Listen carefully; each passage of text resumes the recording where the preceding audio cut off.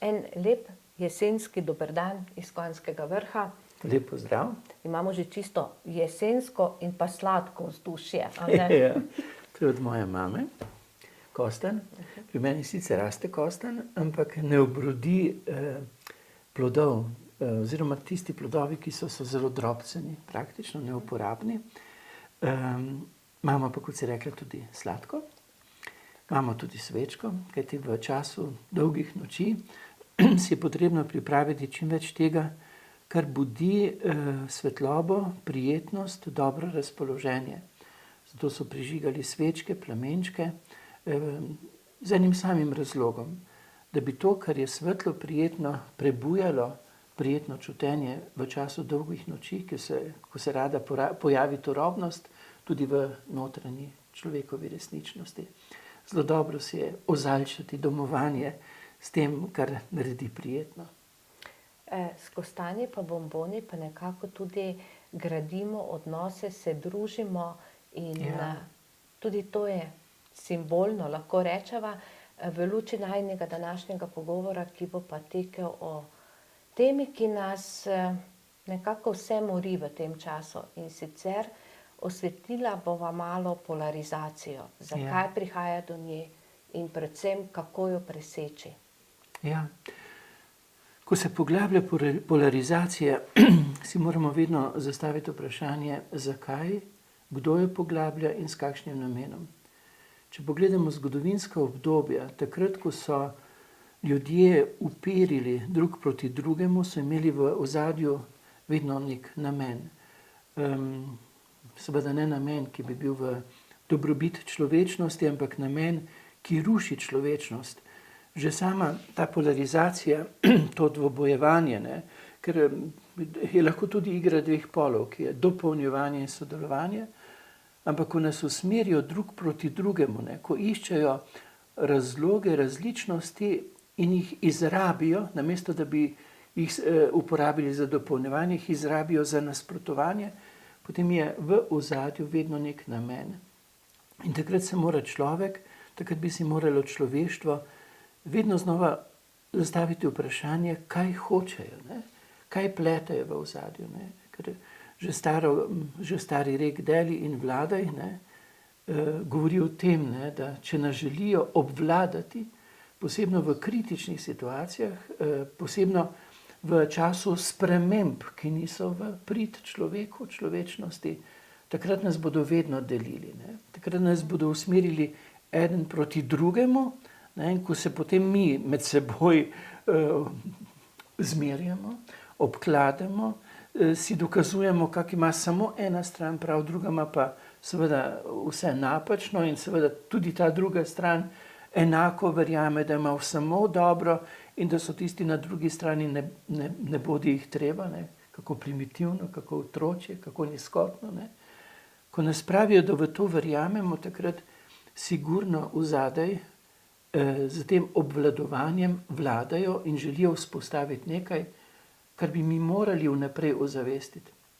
Torej,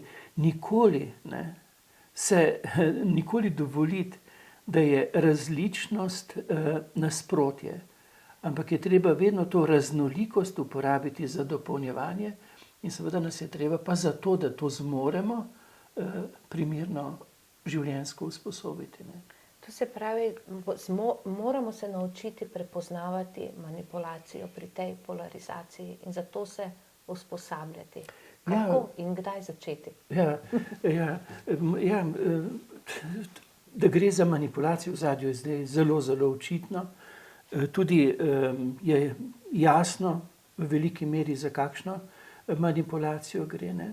Ampak to, kar si dobro rekla, oni izkoristijo, izrabijo pravzaprav našo vrojenost v svet dvojnosti. Mi smo vrojeni, mi se samo po sebi polariziramo. Mi imamo dve polovici možgan, dve pljučni krili, srce rišemo. Mi smo sami po sebi, tudi naša misel je nagnjena k polarizaciji. Dobro, hudo, imamo slabo vreme in dobro vreme, čeprav je vsako vreme za nekaj dobro. Ampak mi avtomatično tudi po obdobju suše rečemo, da bo pa prišlo, hvala Bogu, slabo vreme. Ne? Nagnjeni smo k tej polarizaciji in zdaj v bistvu, če nam pa to misel izključujoče tekmovalnosti, izključujočosti, če nas to misel, to nagnjenje še utrdijo, je potem manipulacija z nami toliko lažje. Ne? In v bistvu nam jo utrjujejo od malega. Ne?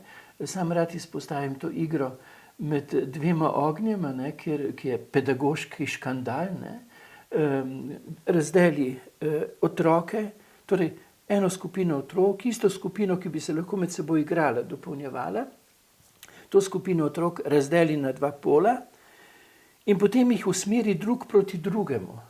In samo eden mora zmagati, drugi mora doživeti poraz. Ne. Ta koncept je koncept frontalnega spopada, ki se potem uporablja tudi bolj, bi rekel, grobo, primitivno v preteklosti, ko so res postavili, veste, ljudi, ki so isto hrepeneli po ljubezni, ki so imeli doma matere, dekleta, žene, ne, so usmerili drug proti drugem, ampak so bili na ta koncept navajeni. In so se šli to igro v imenu nekoga, ki je stal za to igro, ne, kajti tisti vladarji so stali na varnem in so na koncu, veste, celo nazdravili. Vmes je prišlo nekaj milijonov ljudi, ne, ampak komu to mar. Ne. Ampak ta koncept izključujoče tekmovalnosti, ta koncept dvobojevitosti, ta koncept deljenja ljudi na dvoje in usmerjanja drug proti drugemu se začenja zelo zgodaj. Ne. Sam rad opazujem otroke in ko jih opazuješ, predno stopijo v ta proces, ne, kako se znajo med seboj igrati, kako se znajo dopolnjevati, kako se znajo hitro uskladiti. Potem pa se gremo igro, ki je zelo, bi rekel, tankočutno, premišljeno unesena v pedagoški proces in se potem seveda utrjuje z raznimi igrami izključevanja v nadaljnjem. Ne. Se spomnim neke zmage sosednje države na nekem prvenstvu nogometnem. Kakšna evforija je bila zmaga naših proti onim. Ne. To isto smo videli tudi v grozi balkanske vojne. Ne. Dvobojevanje, izključevanje, nedopustnost. Ne. Ta polarizacija je smrtno nevarna. V preteklosti so se ljudje tega zavedali, oziroma odgovorni v družbi so se zavedali, svečeniki. Ne? Zato so v ta koncept dvojnosti vedno znova ustavljali tretji element, božji delček, cilj skupnega dobrega. Mi moramo uzavestiti, kako bomo to raznolikost dejansko spodbudili za dopolnjevanje, sodelovanje, ker imamo cilj, to pa je skupno dobro. Skupni blagor, ne? Skupni blagor naše domovine, skupni blagor družine, skupni blagor kraja, skupni blagor razreda neke skupnosti. Ne? To bi morali vaditi, zato bi se morali usklajevati, ne pa se razdruževati, ne pa vaditi, recimo mlade, celo v teh debaterskih tekmovanjih, da slepo zagovarjajo za ali proti. Ne, morali bi biti nagrajeni, če bi znali usklajevati, raznolikost misli usklajevati za nadaljni uvid, za nadaljne dobro. Ampak to je treba vaditi. V preteklosti je bilo to zelo pomembno, izpostavljeno. Filozofi so na to opozarjali, recimo Platon. On govori o zgodbah, ki morajo biti konstruktivne, o nevarnosti zgodb, ki jih pripoveduješ mladi in jim ustavljaš koncept dvoboja. On govori o glasbi kot tisti vaji za usklajevanje raznolikosti glasov, za harmonijo, za skupno dobro. Svečeniki so upirali pogled v nebo. Zdaj imamo na nočnem nebu imamo Orion, to je bilo vedno sveto zvezdje. Zakaj je bilo sveto zvezdje? Zato, ker kaže, kako je Božje trojstvo, krščanstvo ima sveto trojico, pravimo Oče, Sin, Sveti Duh, zdaj govorimo to po človeško, ampak gre pa za to, da gre za trojstvo v medsebojni igrivosti, v dopolnjevanju, v sodelovanju, v podpori, in pravimo, Bog je ljubezen. Mi smo božanski, ko znamo v raznolikosti živeti v spoštljivosti, v ljubečem, dopolnjujočem, odgovornem, pravičnem odnosu. To je božansko, ne? Ampak zato nas je treba usposobiti, ne? Zato Platon o glasbi, zato svečeniki so gledali v nebo in ko se je pojavil ta Orion, ne? Nebesni trikotnik, ne? Ki potem se stika v 3 zvezdah in se potem ustvari zemeljski trikotnik. Ne? Nebo, nebesna harmonija kot vzorec za zemeljsko harmonijo. In tam, kjer je bilo stičišče med nebesnim trikotnikom in zemeljskim, so prav tako 3 zvezde Orionovega pasu. Tam je svetišče. Ampak tudi svetišče je v znamenju trojstva. Ne? Tam so ljudje na svetih mestih dobivali vzorec harmonije. Ne? Zdaj nam pa kar naprej vzorčijo, kaj? To, da se ne znamo med seboj zmeniti, kak smo eni proti drugemu, nekak, če sem jaz recimo ali cepljen, moram biti proti onemu in moram biti ogorčen in moram imeti neko energijo in ljudje se izključujejo. Ne, vsak ima pravico do svoje odločitve, do svojega uvida, ima gotovo svoje razloge. Mi bi morali te razloge odpirati, da bi prišli do tega, kaj je za skupno dobro, ne pa da se bojujemo tudi na tem področju. Dal sem primer, ki je aktualen, ampak teh področji, zakaj nekoga ne sprejemam, ker misli drugače, ne? Ti, če misliš drugače in mi poveš, zakaj misliš drugače, mi daš misliti. In na ta način lahko je svoje miselne uvide preraščam, miselne ujetosti preraščam. Mi smo drugemu priložnost v raznolikosti, da lahko mi se osvobajamo v nadaljne. To rad povem dogodek s Taresom Krmavnerjem, verjetno sem ga že povedal, ampak ga bom na kratko ponovil. On je zame res izjemen mislec in sem prepričan, da ga bo tudi zgodovina na Slovenskem prepoznala kot enega največjih mislecev, kar smo jih imeli. In bil je moj tudi duhovni oče in ko sem ga poslušal, sem bil prevzet, ker mi je odpiral miselne uvide. Ampak on me je vedno znova vprašal, kaj pa ti misliš, ne? Čeprav genialni mislec, jaz sem bil ob njem kot neki palček, ne? Rekel, kaj pa ti misliš? In on je hotel, da jaz mislim drugače, da jaz mislim za svojo mislijo, da bo lahko on profitiral. In na začetku sem pač ves prevzet, rekel, tak mislim kot ti, on pa kot kolerik je vzrohnel in rekel, jaz hočem, da ti misliš sa svojo mislijo. Jaz hočem ob tebi profitirati. Kako naj profitiram ob nekom, ki ne misli, ampak je samo kimavček. Mi ne smemo biti kimavčki. Mi moramo to zahtevo, ne? Seveda institucije zahtevajo, religije, stranke zahtevajo, da smo kimavčki in da kimamo velikemu pač voditelju na tej ali oni strani. Ne? Ampak ne, mi moramo, ne, pravimo, v krščanstvu pravimo, po čem se človek odlikuje, ne? Po razumu in svobodni volji. Mi moramo vklopiti svoj razum. Mi moramo misliti na podlagi različnih argumentov s svojo glavo. To je naše dostojanstvo. Mi tega dostojanstva ne smemo predati, ker potem predamo svojo svobodo, svojo človečnost. In imamo seveda svobodno voljo, ki mora delovati po principu medsebojne spoštljivosti, pravičnosti in odgovornosti. Ampak naša svobodna volja in razum nam govorita, da človečnosti pač ne moremo zatajiti. Ne, ker ravno potem izstopamo, seveda pa se je potrebno na nek način, bi rekel, ujeti v ta božanski koncept, dopolnjevanje, sodelovanje, se za to usposobiti. In institucije vzgoje in izobraževanja imajo za prihodnost na podlagi tolikih milijonov žrtev, ki so sad te nekonstruktivne, dvobojevite polarizacije, imajo obvezo in zavezo, da nas začnejo usposabljati za sodelovanje in dopolnjevanje. In igra med dvema ogrema, primer, bo prepoznana kot škandalozen pedagoški postopek nekega časa in se bodo temu čudili, kako izobraženi ljudje niso uvideli, da pač otrokom ne smejo vnašati te miselne vzorce, ki so za nadaljne, ker to pravi Platon, v to občutljivost mladostnega pomnjenja, sprejemanja vzorcev, vneseš ta koncept. Si lahko nekega človeka, si lahko zgodovino nekega obdobja usodno zapečatil. In pedagogi, svečeniki, duhovniki, filozofi, vsi, ki so izpostavljeni kot skrbniki človečnosti, pač tega ne smemo dopustiti oziroma moramo na ta škandal našega časa opozarjati. Ampak vsi lahko nekaj naredimo.